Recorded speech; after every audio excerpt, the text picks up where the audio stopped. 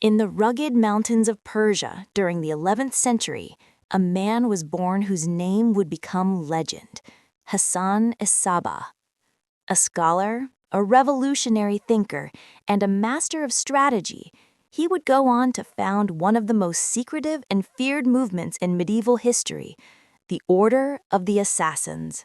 Hassan Sabbah was born around 1050 CE in the city of Qom, Persia. From an early age, he showed an exceptional intellect and a deep curiosity for religion and philosophy. He was born into a Shia Muslim family during a time of great political and religious turmoil in the Islamic world. As a young man, he studied mathematics, astronomy, and theology, eventually becoming deeply influenced by Ismaili teachings, a branch of Shia Islam that followed a hidden line of imams. Hassan's intelligence and passion quickly caught the attention of the Fatimid Caliphate in Egypt, and he traveled to Cairo to study under some of the greatest scholars of the time. But Egypt was not a safe place for ambitious men. His rising influence created enemies, and after being accused of political conspiracy, he was forced to flee back to Persia. Upon returning, Hassan embarked on a new mission to spread the Ismaili faith across Persia.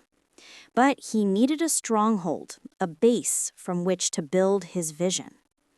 In 1090 CE, after years of careful planning, he seized control of an almost unreachable mountain fortress in northern Iran, Alamut, meaning eagle's nest.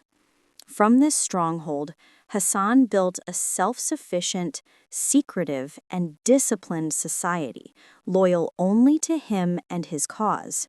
His followers, known as the Hashashin, from which the word assassin originates, were devoted believers trained in stealth, loyalty, and sacrifice. Hassan's enemies, the Seljuk Empire, Sunni rulers who opposed the Ismaili faith, saw him as a dangerous threat. But instead of armies, Hassan used intelligence, secrecy, and targeted strikes.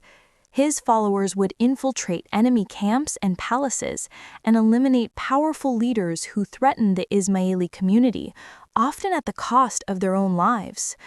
Stories soon spread across the Middle East and Europe, tales of a mysterious leader who ruled from a mountain fortress, sending fearless followers on impossible missions. Some claimed Hassan used hashish to control their minds. Others said he promised them paradise. Whether myth or propaganda, the name assassin became synonymous with terror and precision. Despite the legends, Hassan Sabbah was not a bloodthirsty tyrant. He was a scholar and a man of discipline. He lived a life of strict austerity. He avoided luxury, wrote treatises on philosophy and mathematics, and enforced absolute obedience. Even his own sons were executed for breaking his laws. Hassan ruled Alamut for 35 years, creating a network of fortresses and followers across Persia and Syria. His influence reached far beyond his walls. He shaped politics through strategy, not brute force.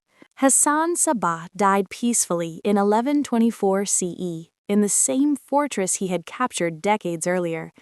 But the legend he left behind grew far beyond his lifetime.